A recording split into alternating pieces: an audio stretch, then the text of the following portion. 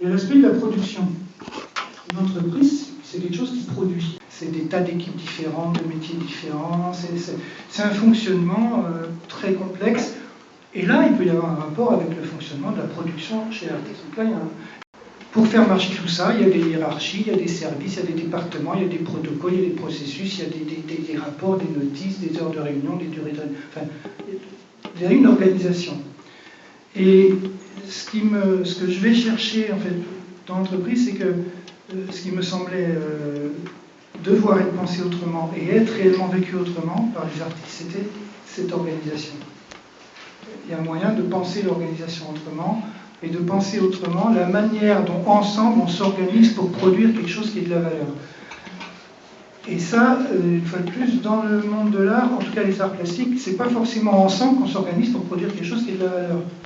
Bien que Baker, le sociologue, ait bien un bouquin entier là-dessus pour dire que c'est absolument utopique et à la limite fallacieux et mensonger de penser l'artiste comme individu. Il démontre que n'importe quelle œuvre d'art fait appel à une pléthore de gens qui coproduisent l'œuvre avec celui qu'on appelle l'artiste. Mais l'image qui reste, c'est quand même que l'artiste signe et qu'il est individuel et qu'il ne s'agit pas de produire ensemble, il s'agit au contraire de produire quelque chose qui a une valeur surajoutée, symbolique, qui aura valeur pour tous. Alors que dans l'entreprise que je vais aller chercher, c'est un endroit où très, très explicitement, c'est pas ça dont il s'agit. Il s'agit de savoir comment ensemble on peut se débrouiller pour faire émerger de la valeur et la faire reconnaître à l'extérieur. Et là, il me semble quelque chose qui n'est pas pensé du tout par les entreprises. Quand elles se mettent à vouloir le penser, elles n'ont pas les outils. Alors elles font appel à des sociologues, elles font appel à des philosophes, elles font appel à des artistes, mais elles sont très démunies parce que ce n'est pas enseigné dans les écoles de management et de commerce, parce que ce n'est pas la pratique du manager de tous les jours, ni de personnes.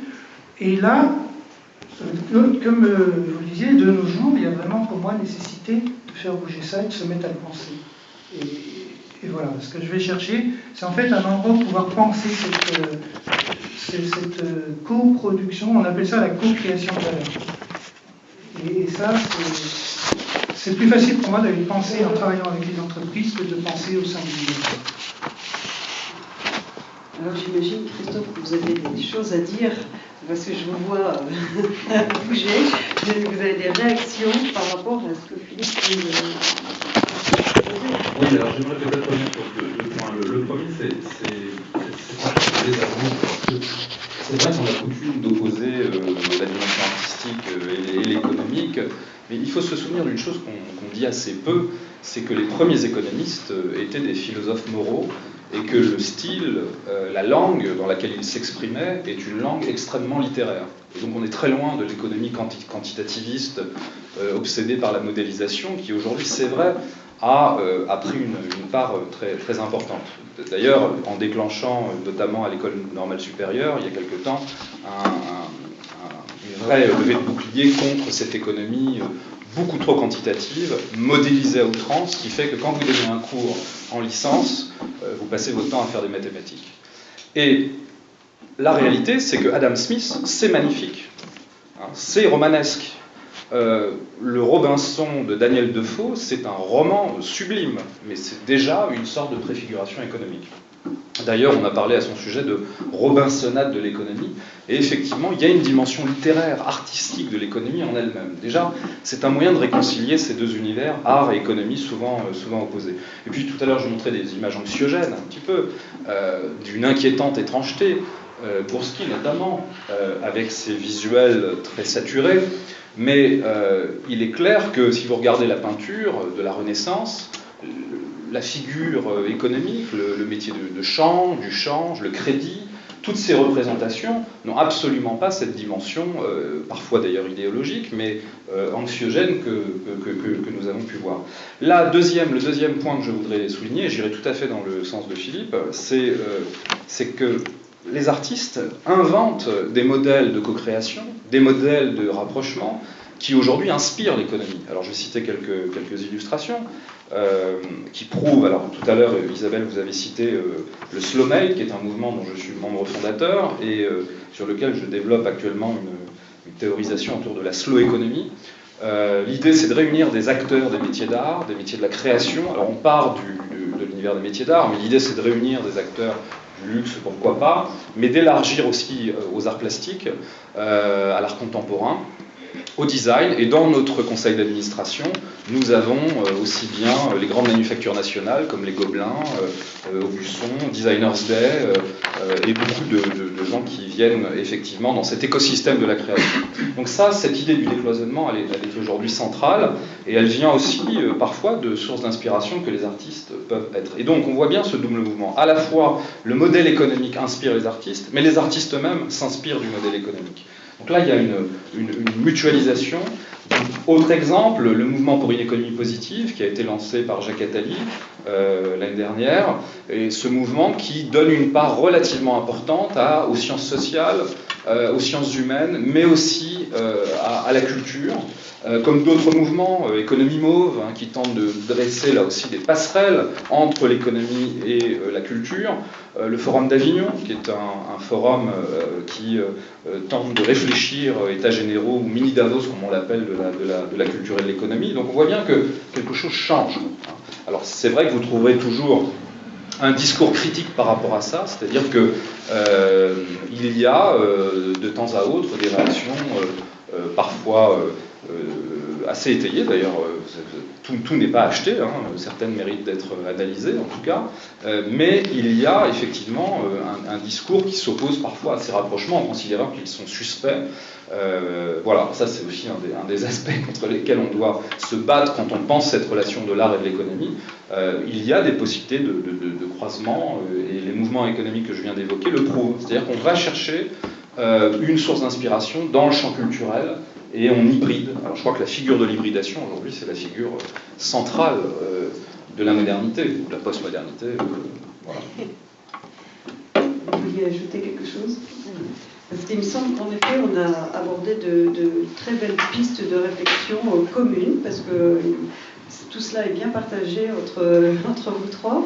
Donc cette notion d'hybridation, cette notion aussi d'échange parfait entre l'artiste et l'entreprise, et ces réflexions sur l'économie qui veulent essayer de ne plus mettre en guerre les uns contre les autres, mais plutôt de les rapprocher. Peut-être c'est le moment d'ouvrir un peu plus largement notre conversation. S'il y en a parmi vous qui auraient des questions à poser à l'un ou l'autre des intervenants, ou à un particulièrement, je pense qu'on peut faire circuler le micro si quelqu'un a des questions. Pas de questions. Pas de questions, c'est que tout a été tellement complet. Non, je voulais savoir, est-ce que vous avez fait une comparaison avec d'autres pays ? Peut-être. Est-ce que les autres pays, où ils en sont ? Alors, vous voulez dire peut-être dans ce rapprochement qu'on a évoqué entre l'art et l'économie, oui, il me semble que la France a un certain retard. Il est clair que, pour plein de raisons qu'on ne va pas développer ici, mais que les pays anglo-saxons ont une longueur d'avance sur ces hybridations, sur ces rapprochements. J'ai parlé tout à l'heure des industries créatives. Alors c'est pareil, les industries créatives, elles peuvent incarner le pire comme le meilleur, mais elles sont aujourd'hui, alors que c'était une dénomination qui était critique, extrêmement négative à l'origine, si on revient aux fondamentaux de la notion, l'école de Francfort, c'était une dénonciation à l'origine, Philippe l'a rappelé tout à l'heure. Dans certains pays anglo-saxons, aujourd'hui, c'est devenu l'alpha et l'oméga du développement économique, c'est-à-dire qu'on ne jure plus que par les industries créatives, creative industries, qui deviennent un vecteur de développement économique. On nous parle d'ailleurs à outrance d'un effet Bilbao dont on peut se demander s'il n'est pas plutôt un effet placebo, mais Bilbao est porté au nu comme un modèle de réussite de croisement, d'hybridation entre l'artistique et l'économique. Donc il me semble que c'est vrai qu'une certaine dynamique anglo-saxonne, notamment britannique, Londres, Great London a été un modèle, rappelons que le ministère de la Culture britannique a muté en ministère des Industries Créatives, avec un ministre des Industries Créatives en France. Et effectivement, ces pays-là montrent sans doute des possibilités de croisement, de crossover, pour parler comme les anglo-saxons, qui peuvent être féconds. avec, je pense quand même, des risques et des limites. Hein, le fait de, là c'est le romancier qui vous parle, il me semble qu'il peut y avoir aussi un danger à voir ces croisements prendre une forme beaucoup trop poussée dans certains cas. Voilà, il y a eu quelques dérapages, voilà, mais le mouvement est quand même relativement intéressant. L'Allemagne a fait la même chose, hein, dans la région, la Ruhr, la Rhénanie-Westphalie a monté depuis 2007 une initiative qui, elle aussi, tente de favoriser ces rapprochements. Mais c'est vrai que la France s'éveille depuis un certain temps à ces notions. Ça devient d'ailleurs maintenant un objet politique. Voilà. Mais c'est vrai que ces pays sont complètement décomplexés, au fond. Oui. Mais j'aimerais bien avoir votre avis, Christophe, par exemple, sur la Tate moderne, les Unilever séries. Oui. En France, ce serait absolument impossible de donner à des séries d'invitations d'artistes comme ça, et il y en a eu des absolument magnifiques. On a commencé par Olafur Eliasson, enfin, c'était extraordinaire. Et ça s'appelle les Unilever séries. Est-ce que c'est grave, docteur? Alors, ça c'est un très bon exemple parce que... Non, mais voilà où on ne peut pas du tout aller en France et où on va... C'est un excellent exemple.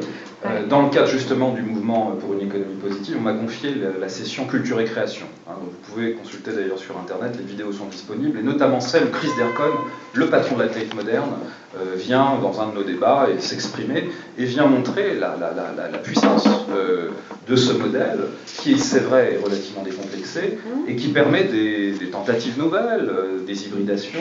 Je pense que jamais Unilever en quoi que ce soit est rentré dans le choix d'un artiste ou quoi que ce soit. Oui, mais les choses changent. Hein. Je pense qu'en France, on a quand même un changement assez net. Heureusement. Heureusement, mais moi, si j'ai monté ce lieu-là, c'est justement pour continuer à militer et pour montrer et pour expliquer.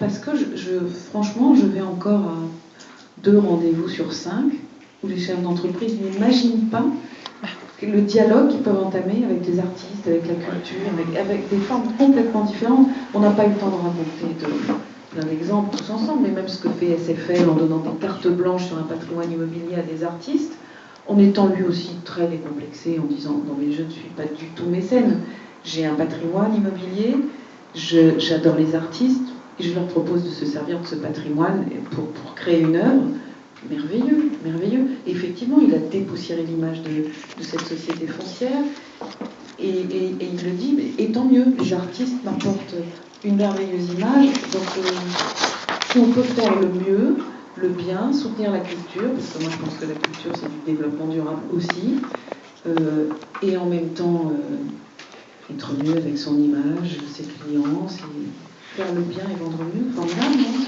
C'est très vertueux. C'est quoi l'effet Bilbao?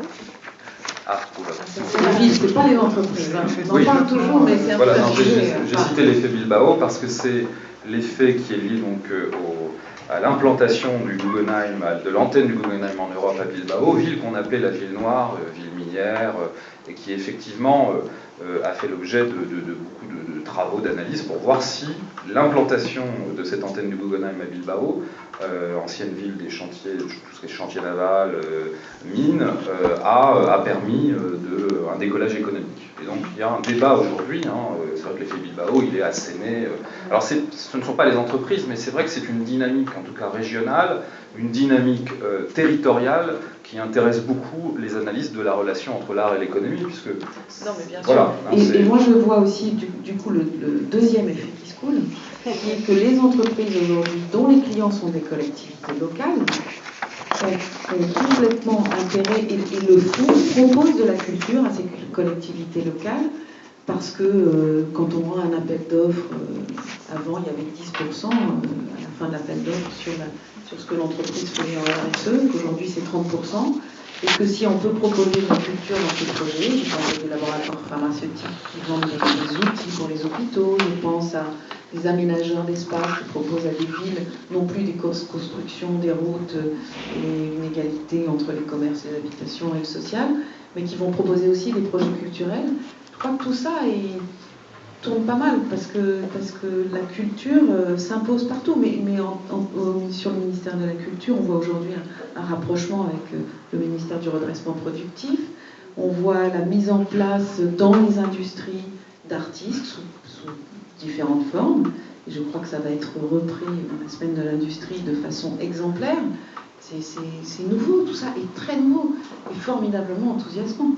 Moi, j'aimerais bien savoir si dans la salle, il y a des gens qui ont déjà vécu cette expérience à réentreprise et s'ils ont des témoignages à faire, ou peut-être pourquoi le sujet vous intéresse finalement. Je ne sais pas.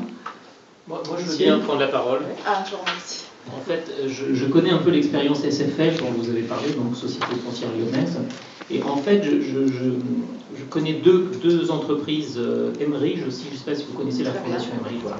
Et en fait, dans ces deux entreprises, on a au niveau de la direction générale des gens qui sont à la base des collectionneurs et des amateurs éclairés, même plus que ça. Et la question que je me pose, parce que je ne connais pas les expériences à l'étranger, c'est que si en amont et si à la tête d'une entreprise, il n'y a pas au départ un collectionneur qui porte le projet et qui va lui insuffler justement ce sens, est-ce que c'est impossible ou voilà, parce que en fait là en l'occurrence c'est pas issu un business model ou d'une volonté d'utiliser l'artiste, l'art comme un vecteur. C'est quelqu'un qui porte un projet perso. Et en gros, pour caricaturer un petit peu, moi je suis chef d'entreprise, mais j'ai une micro-entreprise, donc j'ai pas aujourd'hui, même si je voudrais le faire, j'ai pas les moyens de le faire. Mais ça veut dire que si on n'a pas des gens qui ont un peu, en gros, qui disent, moi j'aime l'art, donc je veux pousser mon entreprise dans cette direction. Je connais par exemple d'autres chefs d'entreprise qui sont passionnés de sport automobile et qui vont mettre de l'argent dans le sport automobile, dans du partenariat, etc. Donc pour moi, ce sont des projets qui sont plutôt portés par des individus.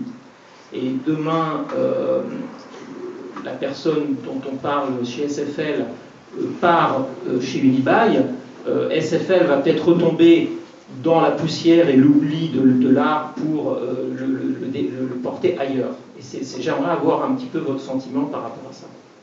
Est-ce que je peux juste là-dessus réagir? Parce qu'effectivement, c'est un des aspects, ça, que ce soit porté par des personnes.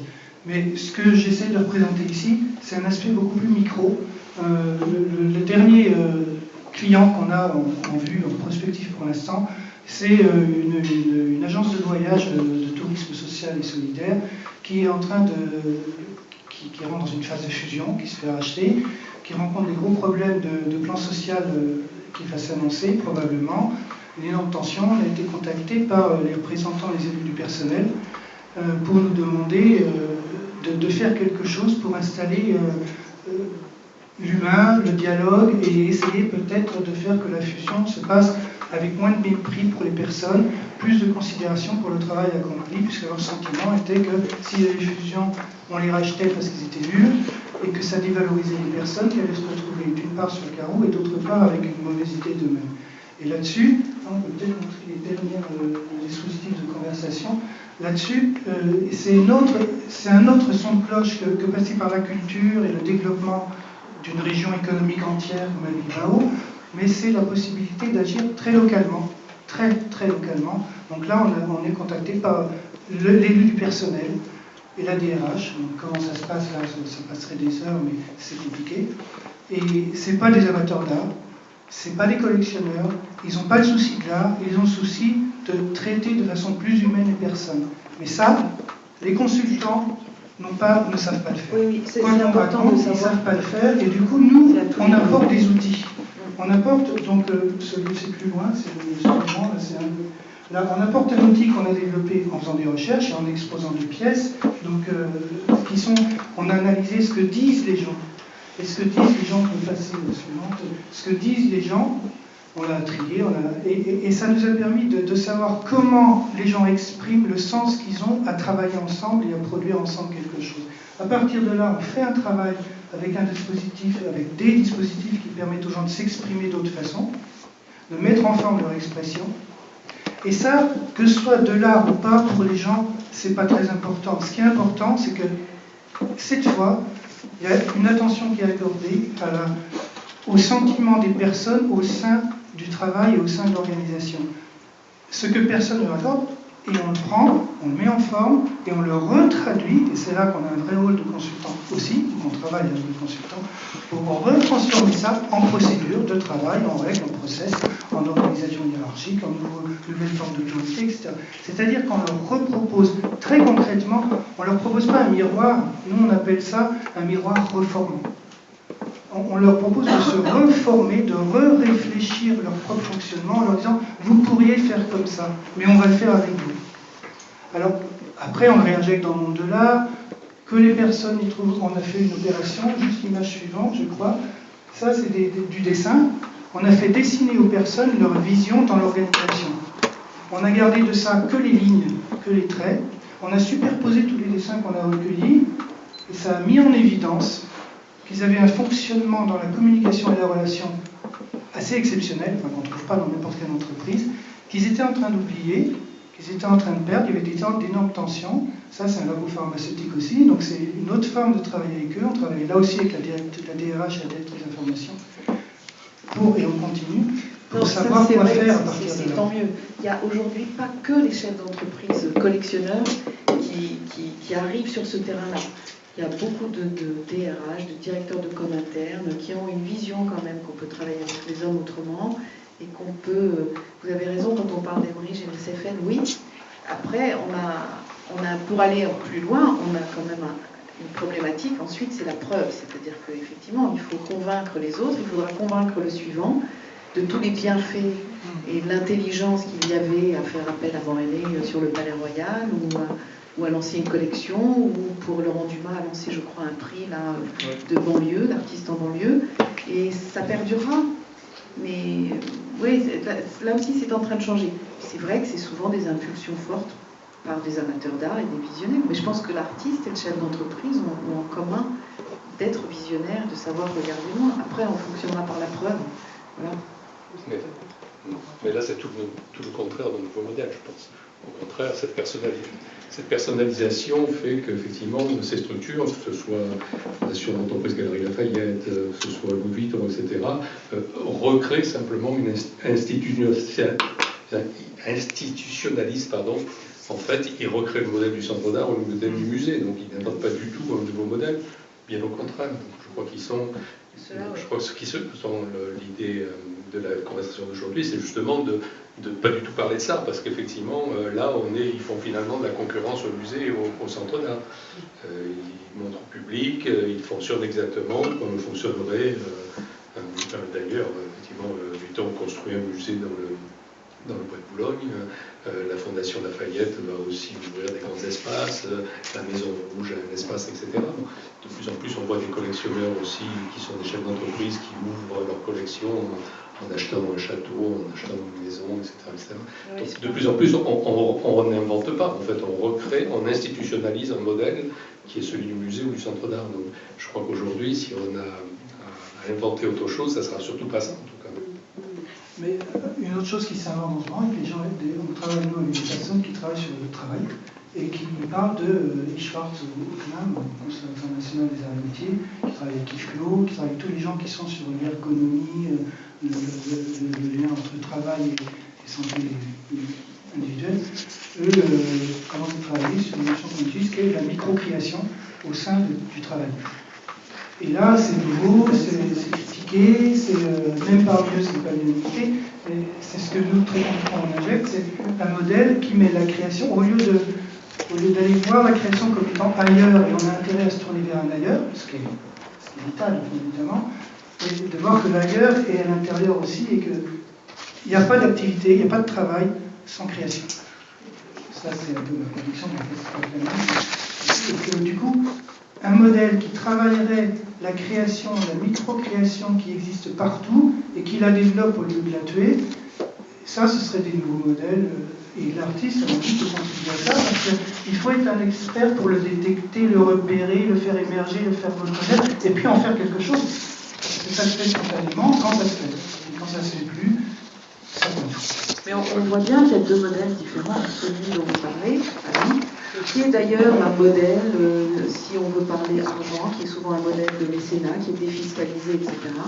Et puis ces modèles-là, nous, franchement, sur les 100 sujets qu'on travaille par an, à peu près, il y en a 98 qui ne sont pas défiscalisés. Donc c'est vrai qu'il y a, dans ces relations entre art et entreprise, il y a deux mondes différents. Un qui ne se réinvente pas, qui est le collectionneur qui devient musée, fort presque, et un autre qui n'est pas du tout sur là-dessus. Qui est finalement le modèle de la contre-culture américaine oui, des 70 oui, en fait. C'est ce que j'appelais moi les workshops. Celui du community art aussi, on voilà. en a parlé en Angleterre aussi. C'est ce qu'on a un peu évoqué. Je pense qu'on est en train, pour répondre à la question, on est en train de sortir du syndrome de la danseuse du président. Oui, complètement. Ça, du mécénat classique. Voilà, ça, il faut véritablement comprendre qu'il y a une mutation et que l'avenir c'est la co-création, c'est une économie collaborative qui innerve à la fois le champ artistique et le champ économique, qui donne une place aussi importante aux ressources numériques, aux objets connectés, et qui effectivement doit aller vers ces formes beaucoup plus souples, légères. Et c'est intéressant de voir qu'on récupère dans le capitalisme aujourd'hui, bon, ça a été pensé et écrit depuis longtemps, mais on récupère des matrices et des modèles qui viennent de la contre-culture et d'une pensée parfois anticapitaliste. Oui, complètement. L'homme, la critique artiste. Ça. Là, voilà, je pense que nous avons la conclusion. Donc, effectivement, il y a ces deux modèles qui existent. Et ce soir, plusieurs pistes ont été données. Et on espère que ça va proliférer et qu'on pourra se développer. Merci.